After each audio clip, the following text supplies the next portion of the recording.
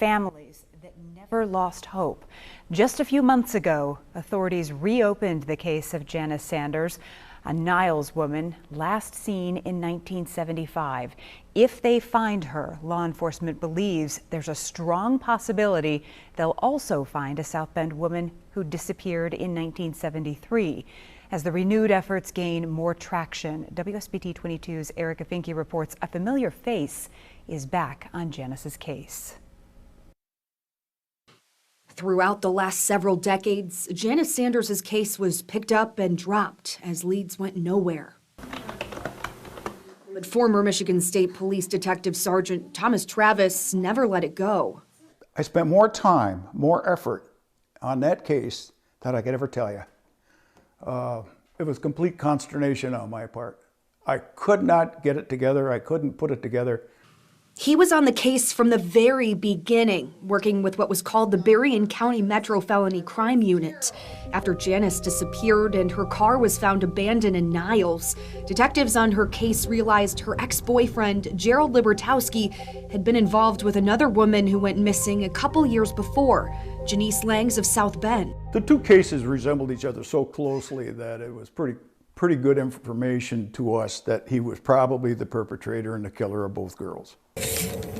According to Travis, there was a pattern. Janice moved in with Libertowski. There was alleged abuse. She moved out and disappeared.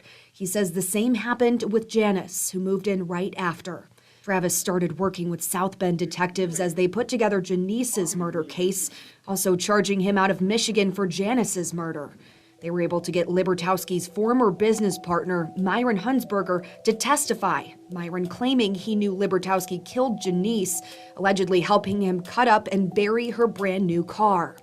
Authorities made another discovery during a search of Libertowski's basement. Janice's prescription found in a crawl space. And she had moved out. She wasn't living there when that pill bottle was prescribed. And we found the wallet with credit cards, driver's license, and other information in there. Janice's case went to a trial. A South Bend jury found Libertowski not guilty. After that decision, the Berrien County prosecutor dropped the charges against him for Janice's death. As some would say at the time, no body, no case. But I was not happy with that one.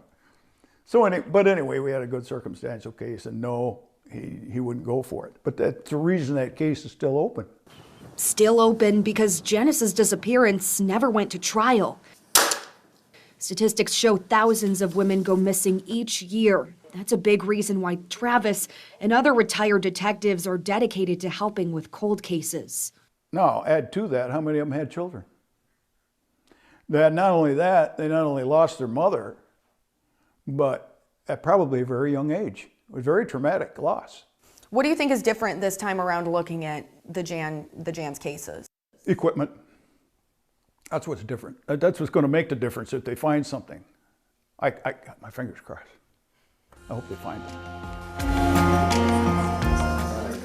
So folders and folders and folders.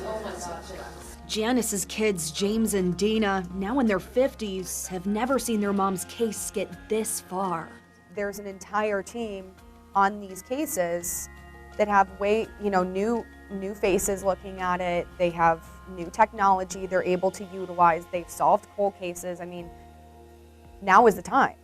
Solving this case, if we find our mom, we're going to find Janice as well. So it's a big deal, and having this team effort is really going to create a complete documentary on how other programs could come to fruition. Despite charges being dropped against Libertowski, Janice's children believe he is their mom's killer. Because he died in 2010, they say there's no chance of getting justice in the court system or finding out what happened to her back in 1975. Yeah, we might not ever know how everything went down or how everything happened, why it happened, but just to know we found her and we can have that peace after so many years. I think that'll be a huge part of us that will finally heal. James and Dina were only 2 and 5 years old when Janice disappeared and don't remember much about their mom.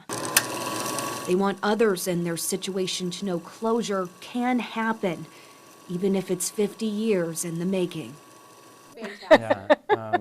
So maybe there's a role we can play with solving some of these other cases for closure for those families. And let them know, don't give up.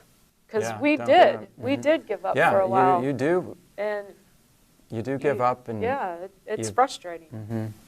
But just don't ever give up.